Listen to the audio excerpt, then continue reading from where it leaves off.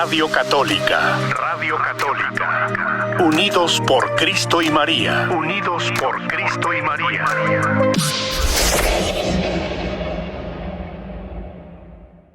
Muy buenas tardes para todos. Un saludo muy especial en esta tarde de viernes. Hoy estamos a 22 de abril de este año 2022.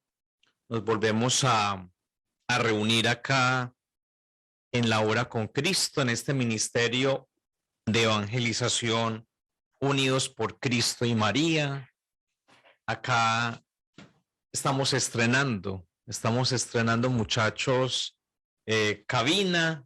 Nos vamos como ubicando acá nueva en este espacio tan agradable que quedó. Les cuento que estamos con todos los aparatos nuevos. Aquí nos están cuadrando bien el espacio.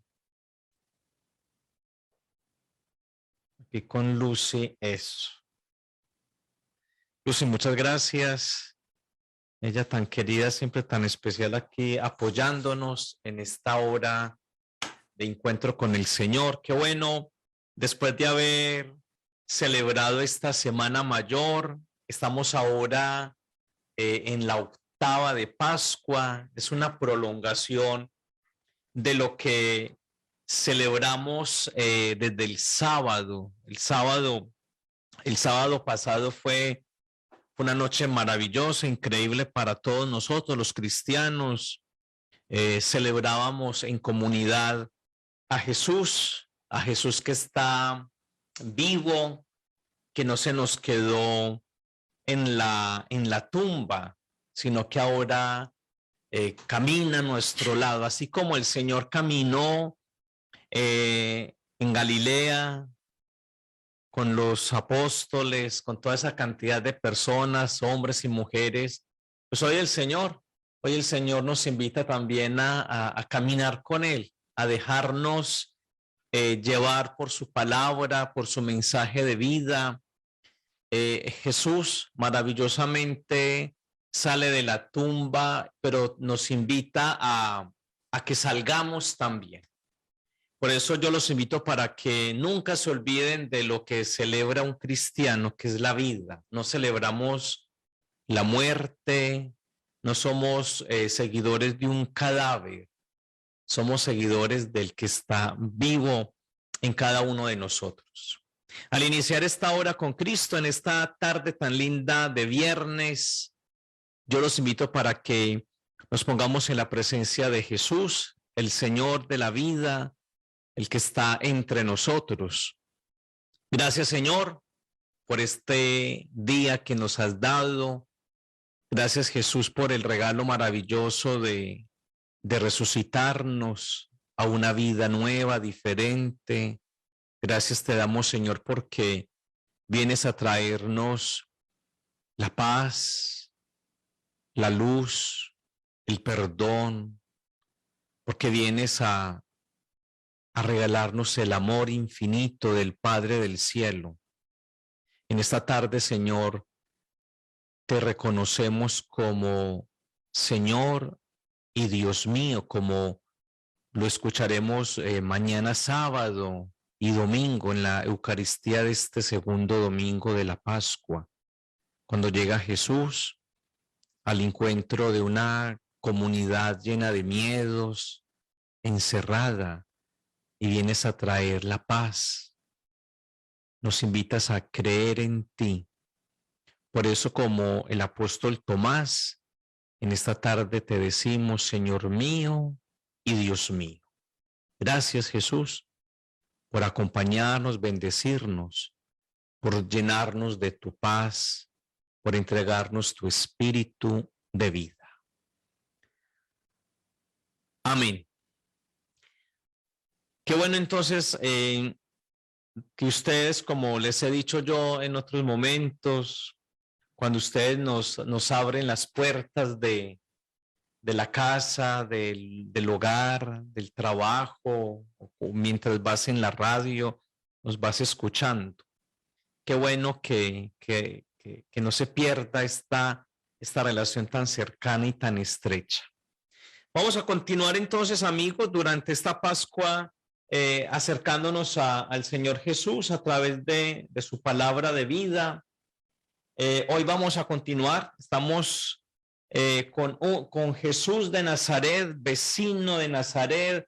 Hemos estado hablando a través de la palabra, conociendo un poco del ambiente social, político, también religioso. Vamos a continuar entonces con esta tarea de acercarnos a Jesús y sobre todo en esta tarde tomar algunos elementos de la vida religiosa de un hombre de Galilea, de Nazaret, un hombre que se crió en una pequeña aldea. Recordemos que Jesús es un hombre campesino, hace parte de una vida de campo, una vida de trabajadores, de personas que están en contacto con la naturaleza.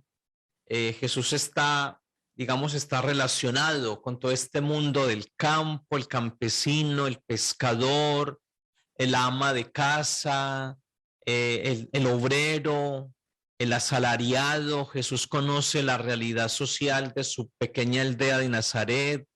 Jesús es un hombre que conoce la realidad de Galilea, la situación política de su pequeño país, de Israel, sometido a poderes, fuerzas, poderes que, digamos, generan opresión, están como estrangulando a los más débiles. Jesús está en ese ambiente social, político, pero también en un ambiente religioso.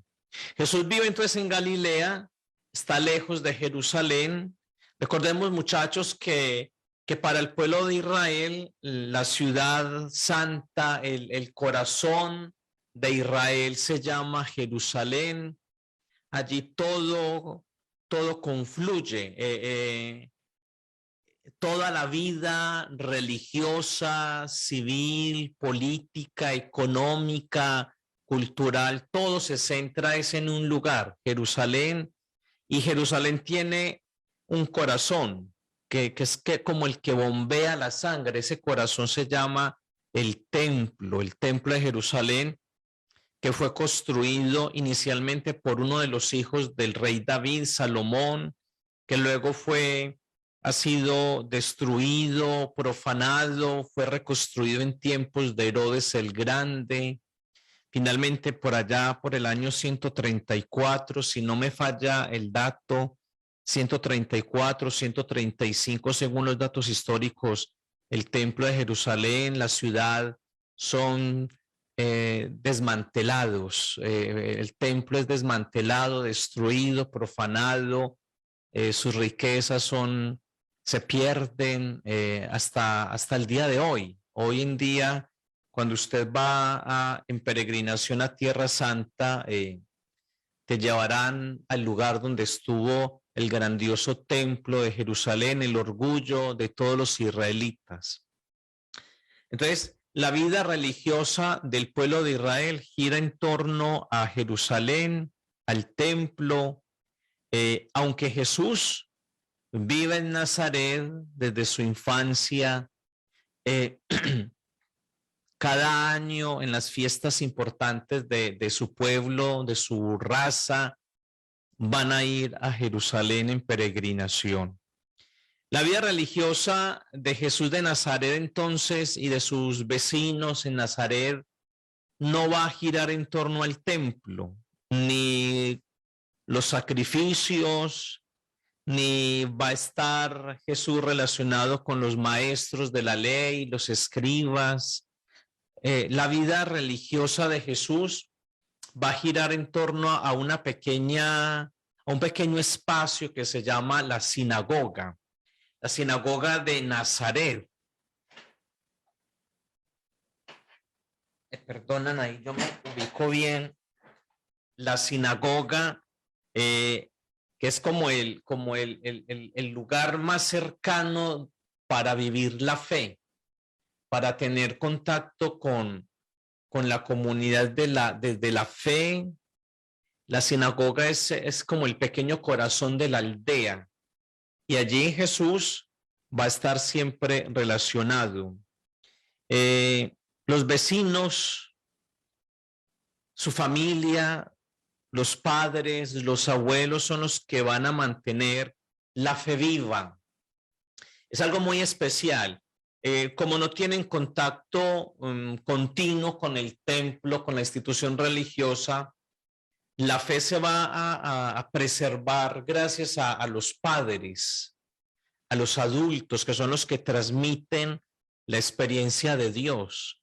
En un primer momento está la mamá, la madre, con los niños pequeños, y ya luego sigue el padre. El padre conduce al niño a la sinagoga y allí lo introduce, digamos, lo presenta ya en sociedad, para que también él empiece a vivir su experiencia de Dios.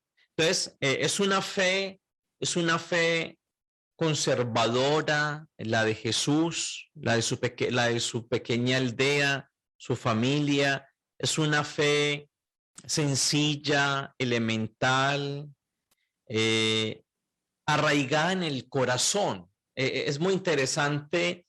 Estos galileos son personas sencillas, pero que tienen tan arraigada la convicción de Dios en sus vidas, de la bendición de Él. Y todo esto uno lo va como a descubrir en la forma de vivir de Jesús, en su personalidad. La relación que Jesús va a tener con su papá Dios, cuando hablamos del papá Dios, estamos hablando de una relación muy, muy cercana, muy profunda. Todo esto Jesús lo tuvo que haber vivido, experimentado en su familia, al lado de María, de José, de sus otros familiares, lo que él vio, lo que él escuchó, lo que él palpa, lo que él siente. Eso es lo que queda en el corazón de Jesús. No podemos olvidar entonces que la situación religiosa del pueblo de Israel es la que los va a sostener en medio de esa situación tan difícil y tan compleja. La vivencia religiosa para los aldeanos de Galilea se convierte entonces en un apoyo, una fortaleza, es como en un factor de protección. Los expertos en psicología nos hablan entonces de que la espiritualidad, el factor religioso en la vida de una persona es de gran ayuda, sobre todo en los momentos de crisis, momentos de dificultad, cuando una persona tiene una creencia, cuando ha generado un vínculo, una experiencia de trascendencia, de espiritualidad a través de la oración, de un culto, de unos ritos, toda una simbología religiosa, esa persona se fortalece. Inclusive la parte espiritual, la parte religiosa de una persona va a ayudarlo para levantarse en medio de las crisis, de las situaciones difíciles y complejas de la vida. Por eso el factor religioso espiritual es tan valorado, tan importante para muchas personas. Entonces, la vivencia religiosa para los aldeanos de Nazaret se va a convertir en un apoyo, una fuerza para poder sobrellevar la situación que están padeciendo, sus problemáticas desde lo personal, familiar, comunitario. Cuando el pueblo ve que están bajo el dominio de otros, es allí donde la fe se mantiene, la fe en Dios, en la fe en el Dios de sus padres, en la alianza. Tienen al opresor, tienen al invasor que les está obligando a seguir un culto diferente, un Dios extraño, un ídolo, pues estos hombres de Galilea se van a mantener firmes. Jesús estuvo entonces al margen de lo que se vivía en Jerusalén, pero su fe se va a fortalecer con la vivencia en su pequeña aldea, en su familia. Los vecinos de Nazaret, así los vamos a llamar, confiesan su fe en Yahvé, en el Dios de Israel. Van a tener una experiencia de Dios en la mañana y en la tarde a través de la oración. Es importante la oración para un Galileo. Y fuera de eso, no solamente la oración, sino el día sábado. Ahorita vamos a mirar algo sobre el sábado. Van a tener una imagen de un Dios con dos características bien importantes. Un Dios creador, todos sabemos, cuando uno va a la Sagrada Escritura, en el libro del Génesis, uno se va a encontrar con esos relatos bellísimos de creación. Entonces, para Israel, para el pueblo de Israel, Dios es un Dios creador, pero también es un Dios liberador. Entonces, esos dos elementos en la experiencia de fe, Dios que me crea, Dios que crea este mundo maravilloso, Dios que nos presta este mundo, el paraíso. La imagen del paraíso es la imagen representativa de toda la creación, pero también es un Dios liberador, un Dios que rompe cadenas, un Dios que nunca se ha olvidado de su pueblo, un Dios que le duele, siente dolor por sus hijos.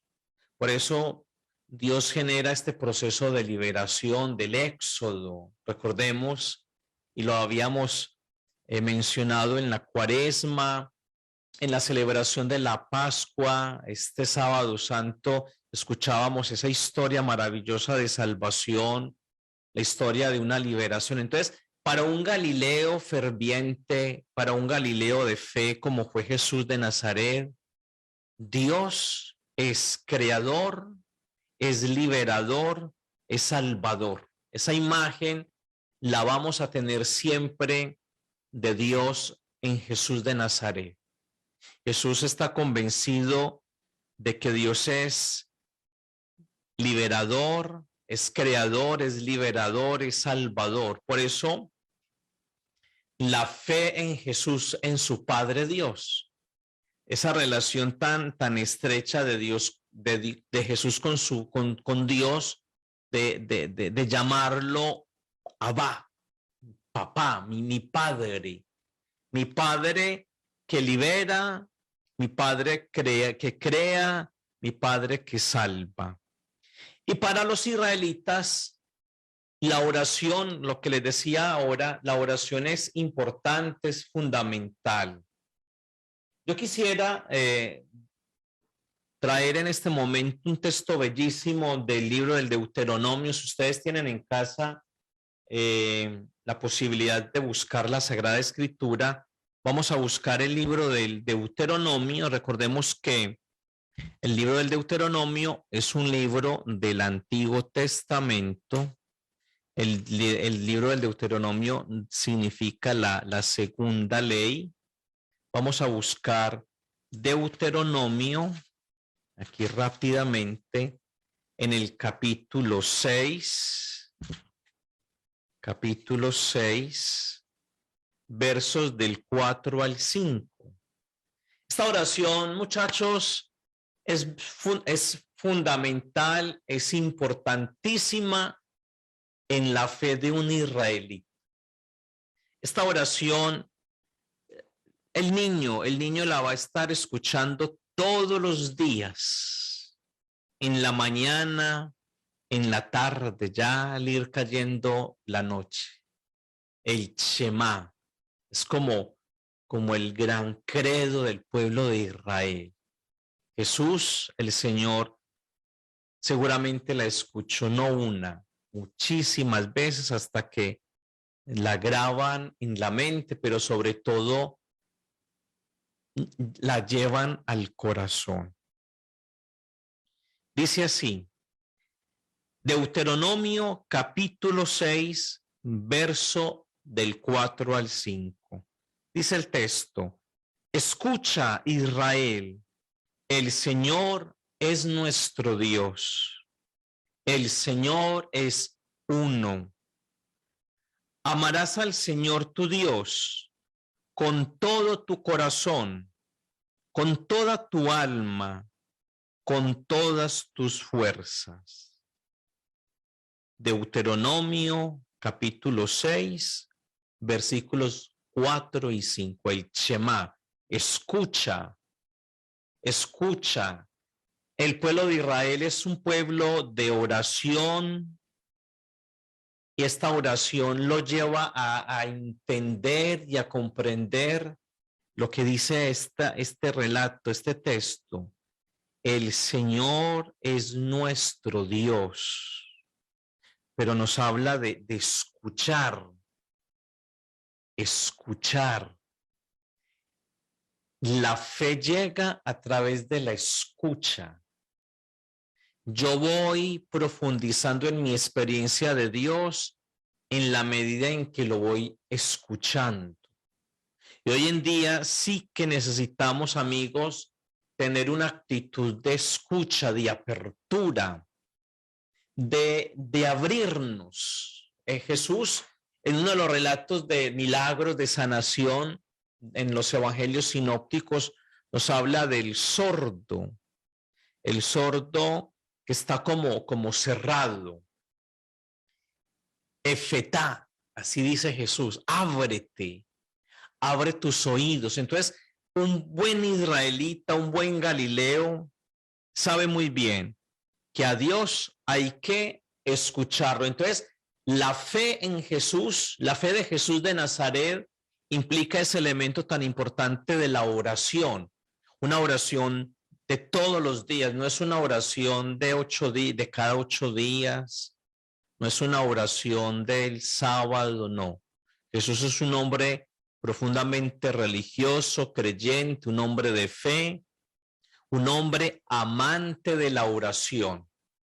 Ya luego vamos a profundizar más sobre la oración en Jesús. Entonces, el Shema, escucha Israel, el Señor nuestro Dios, el Señor es uno, no es 2, no son 5, no son muchos. La fe de Jesús de Nazaret es politeísta, perdón, es monoteísta. Iba a decirles un error. La fe en Jesús es monoteísta, un solo Dios, no es politeísta. Politeísta significa muchos. Jesús está convencido de que hay un solo Dios. El Señor es uno. Amarás al Señor tu Dios con el corazón, con el alma, con todas tus fuerzas. El Shema, escucha Israel. Estas palabras quedaron entonces grabadas en el Jesús niño, joven, adulto. Las va a repetir. Jesús está convencido de esta oración, de esta afirmación.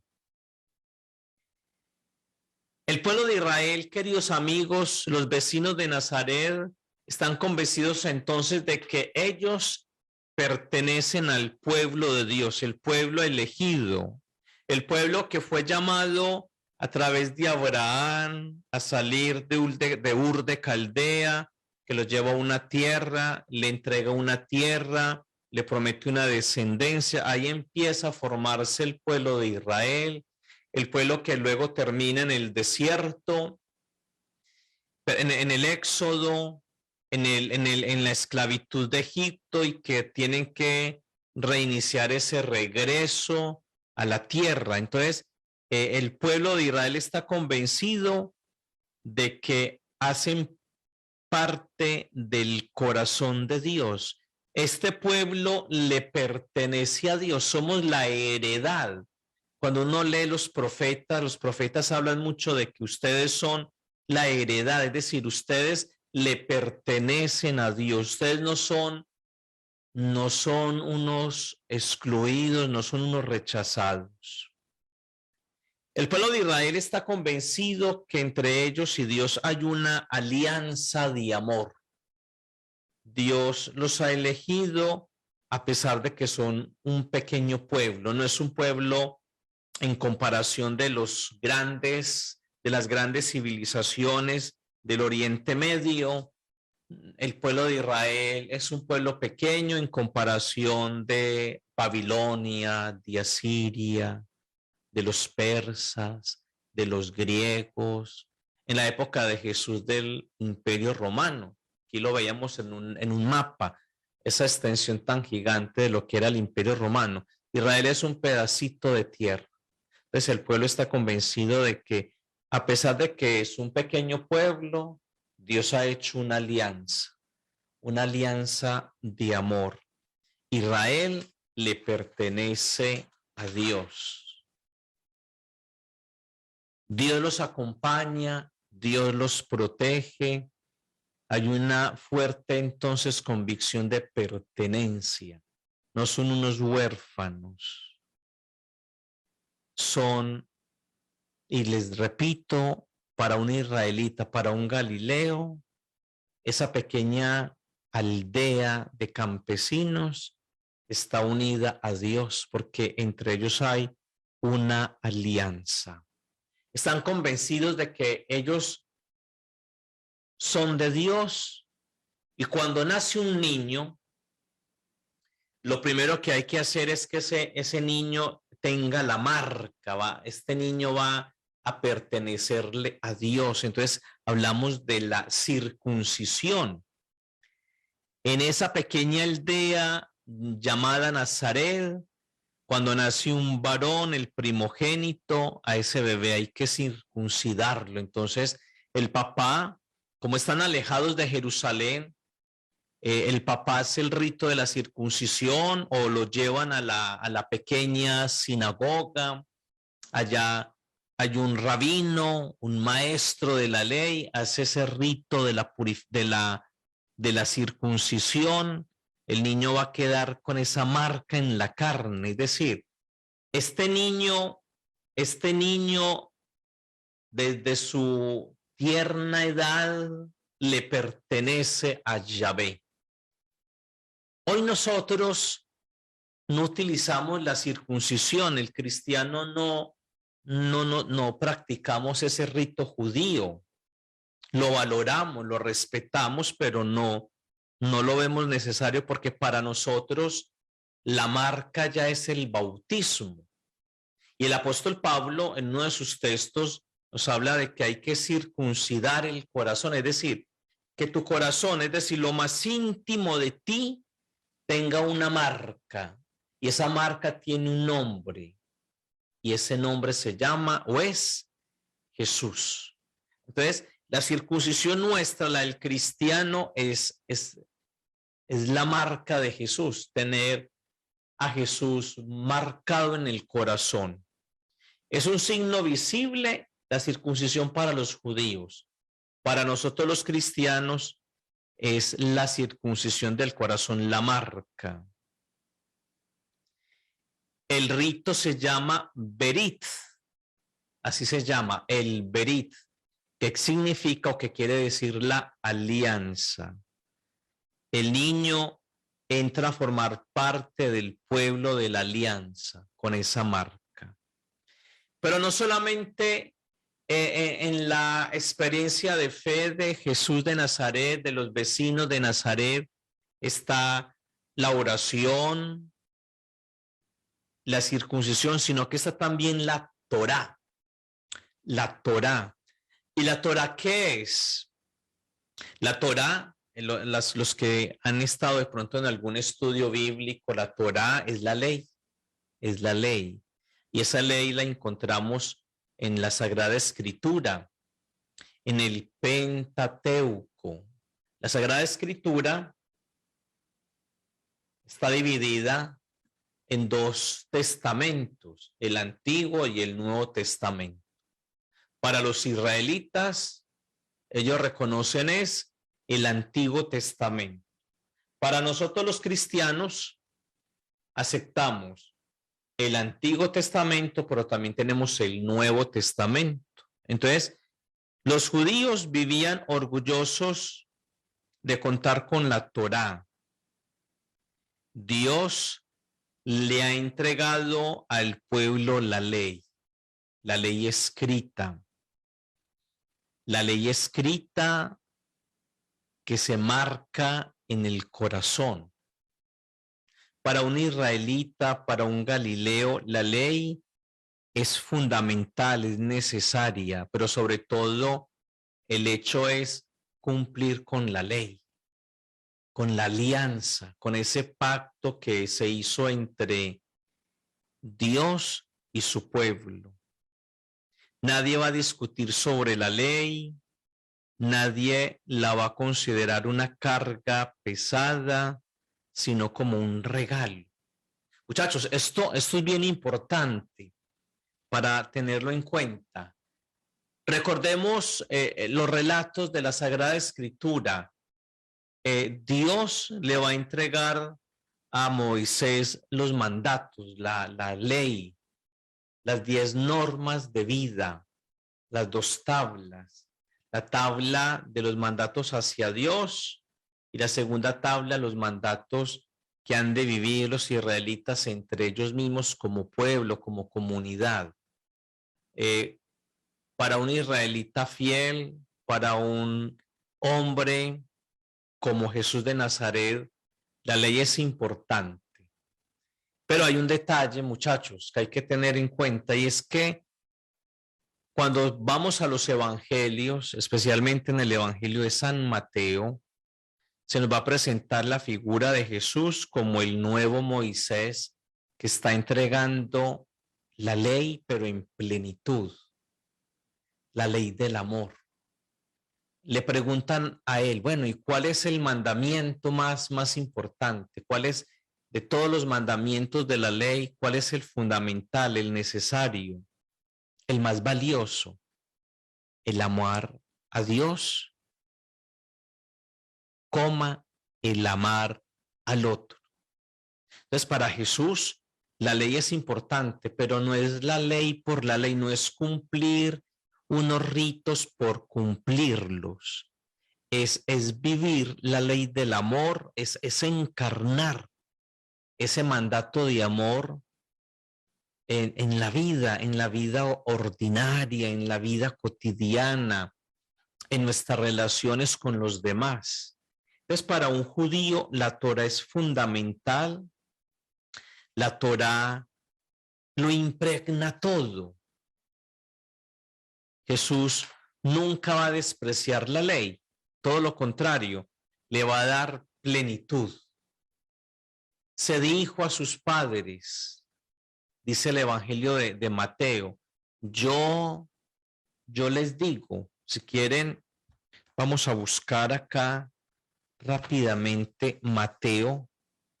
Vamos a buscar aquí Mateo. Yo los invito para que el Evangelio de Mateo en el capítulo 5, en el Sermón de la Montaña, lo que es Mateo 5, 6, 7, se nos va a hablar de lo que es la ley, la nueva ley, la ley del amor. Vamos a mirar si lo encuentro. Han oído, aquí por ejemplo, Mateo capítulo 5, versículo 43 y siguientes. Han oído que se dijo, ama a tu prójimo y odia a tu enemigo. Pero yo les digo, amen a sus enemigos y oren por quienes los persiguen. Así serán dignos hijos de su Padre del cielo, que hace salir el sol sobre buenos y malos. Entonces, el Señor no rechaza la ley. Lo que rechaza es la hipocresía de vivir mal la ley. Por eso el conflicto, el choque entre Jesús y las autoridades religiosas, los fariseos, los letrados. Entonces, es importante para Jesús la ley. Otro elemento importantísimo en la espiritualidad, en la fe de los vecinos de Nazaret en Jesús, es la relación comunidad y templo. El templo. En Nazaret no hay templo. Toda la estructura religiosa, el culto, la liturgia, los rituales, las fiestas, todo gira en torno a qué? Al templo de Jerusalén, que lo habíamos dicho ahora, es como el corazón.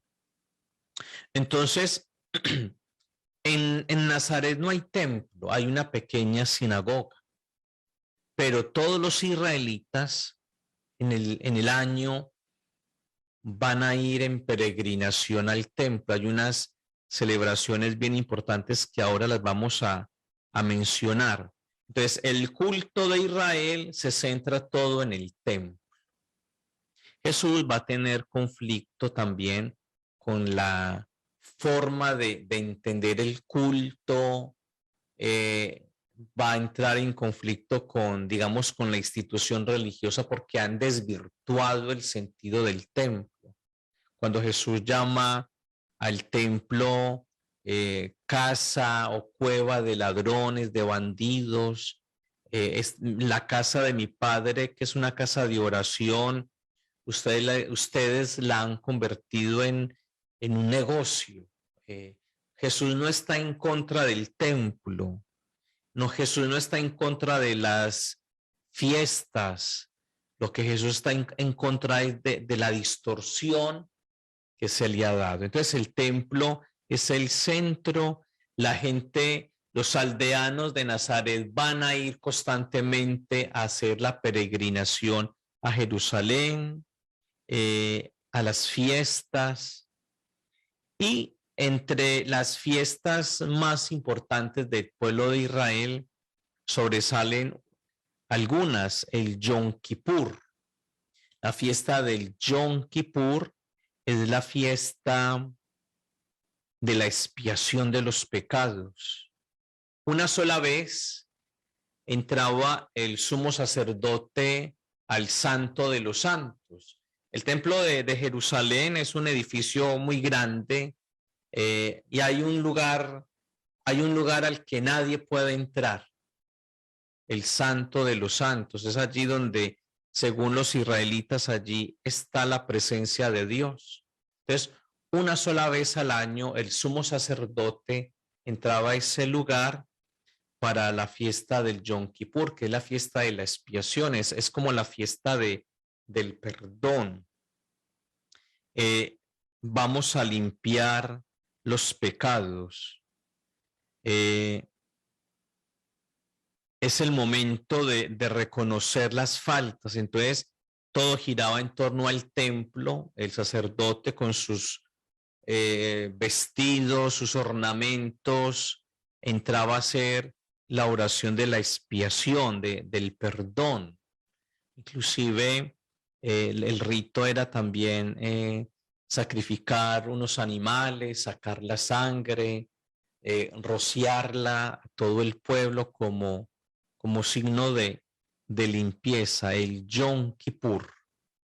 El templo entonces se relaciona con la oración, se relaciona el templo con la expiación, con el perdón de los pecados. Para Jesús, muchachos, como el templo perdió, digamos, su contenido, que era Dios, como que Dios sale del templo por todo lo que estaban haciendo.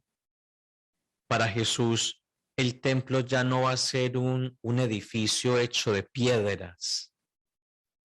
El edificio es otro, el templo va a ser otro. Recuerda, querido amigo, el relato de Jesús y la samaritana. el Jesús que se relaciona con la samaritana, que le dice ya no hay necesidad de un templo físico, de un lugar específico para rendir adoración a Dios, para tener esa experiencia de Dios. El templo ya va a ser Jesús. El templo que se reconstruye en los 3 días. El templo, el espacio de Dios ya va a ser es la comunidad, no es un edificio. Entonces, algunos podrían preguntar, bueno, entonces hoy nosotros los cristianos católicos que nos reunimos en nuestras parroquias, en estos lugares tan bellos que la gente ha construido, estos lugares son bien importantes, hay que cuidarlos, hay que protegerlos, hay que valorarlos. Yo los invito para que cuando vayan a su parroquia, valoren el lugar, el espacio. El espacio es un espacio sagrado porque es allí donde la comunidad, la asamblea, la eclesía se reúne para celebrar la vida. Por eso, todos los domingos, los cristianos católicos vamos a nuestra parroquia a celebrar la Eucaristía para encontrarnos con Jesús, para encontrarnos con la comunidad, para tener esa experiencia de fe que es la Eucaristía, que es la vida sacramental. De ahí que la importancia, la necesidad de cuidar, de valorar esos bienes materiales. Nuestras parroquias, la mayoría de nuestros templos parroquiales han sido levantados con el esfuerzo de un buen párroco, de un buen pastor, un sacerdote, pero sobre todo de una comunidad que quiere, que ama, una comunidad generosa. Entonces, valoremos el templo parroquial. No vamos a dañarlo, vamos a cuidarlo, vamos a apoyar materialmente a pesar de la situación difícil económica en la que podríamos estar, pero la contribución que se hace los domingos en tu parroquia es para que ese lugar tan lindo se pueda mantener bien. El aseo, el cuidado, el ornato, la decoración. Es como nuestra casa. Nuestra parroquia tiene que ser vista como nuestra segunda casa en la que nos vamos a encontrar. Y a esta casa hay que cuidarla. Entonces, la fe de Israel gira en torno a Dios. La comunidad del pueblo acude al templo de Jerusalén todos los sábados. Entonces, este es otro elemento importante, el sábado. El sábado es fundamental, es importante. Vamos a buscar ahora una segunda cita, el libro del Éxodo, capítulo 31. Vamos a buscar acá en la Sagrada Escritura el libro del Éxodo, capítulo 31. Vamos a ver si soy capaz de leer. Estoy un poco ya cegatón.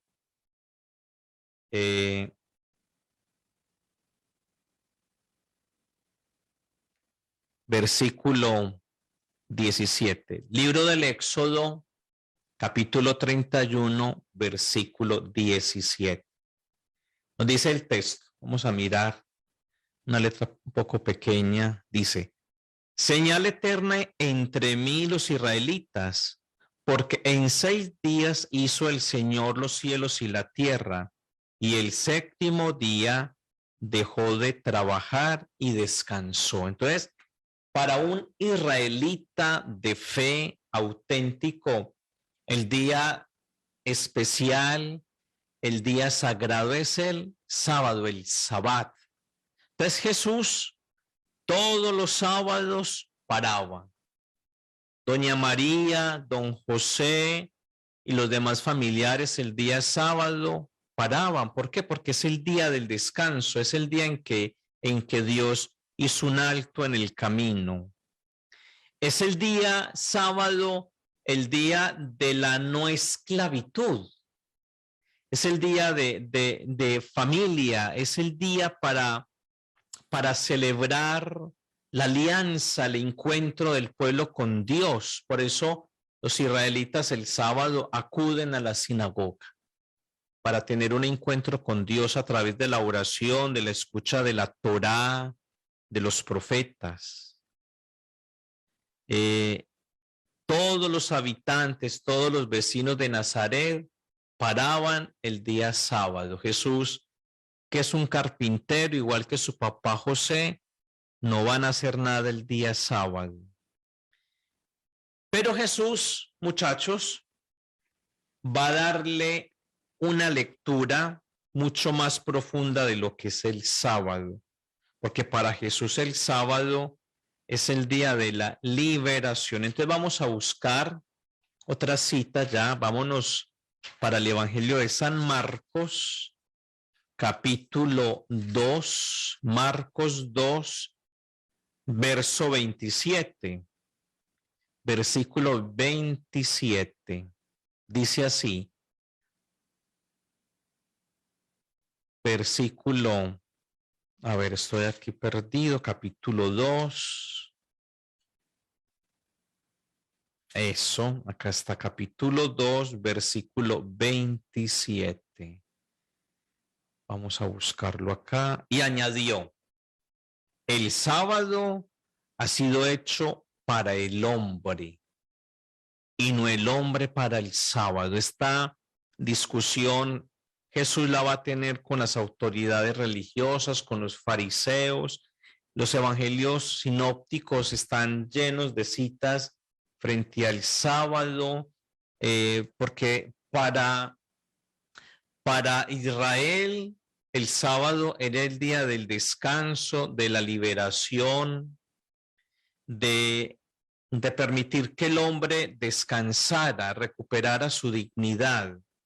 Pero el sábado se convirtió en otra cosa, en un día no de liberación, sino de ¿qué? De opresión. Por eso Jesús va a estar siempre en choque con las autoridades por la cuestión del sábado.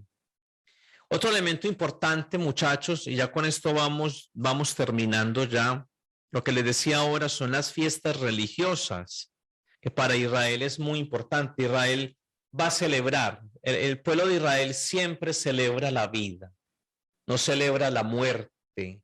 El pueblo de Israel va a tener muy en cuenta que la fiesta que es mandada por el mismo Dios, en el Antiguo Testamento Dios establece unas fiestas en el calendario del pueblo de Israel para que el pueblo se congregue y se reúna para celebrar la vida. Entonces, tenemos varias fiestas religiosas. La fiesta del Yom Kippur, que se hacía una vez al año, por allá por el mes de septiembre, 10 días, después de los 10 días del Yom Kippur, se celebraba la fiesta de las tiendas, el Sukkot. Entonces tenemos el Yom Kippur, que es es la fiesta de la expiación, del perdón. Luego tenemos el Sukkot, que es la fiesta de las tiendas, de las enramadas. Que los israelitas acostumbraban a hacer fuera de la ciudad o de sus aldeas unas pequeñas tiendas hechas de ramas, de madera, para recordar el desierto. Estuvieron en el desierto, vivieron casi bajo el cielo estrellado o bajo el sol inclemente en el día. Entonces, la fiesta de las tiendas o del Sukkot. También tenemos la fiesta más importante, que es la fiesta de la Pascua o el Pesaj. El Pesaj es la fiesta de la liberación, el éxodo. Antes de que se diera el éxodo, ya Dios pide un animal sin defecto, sacrificado, cómo se va a comer, para recordar el paso. Recuerden que la palabra Pascua significa paso. Es una fiesta de liberación, es una fiesta importantísima. 50 días después está Pentecostés, la fiesta judía de Pentecostés, que se hacía pasados los 50 días de la Pascua.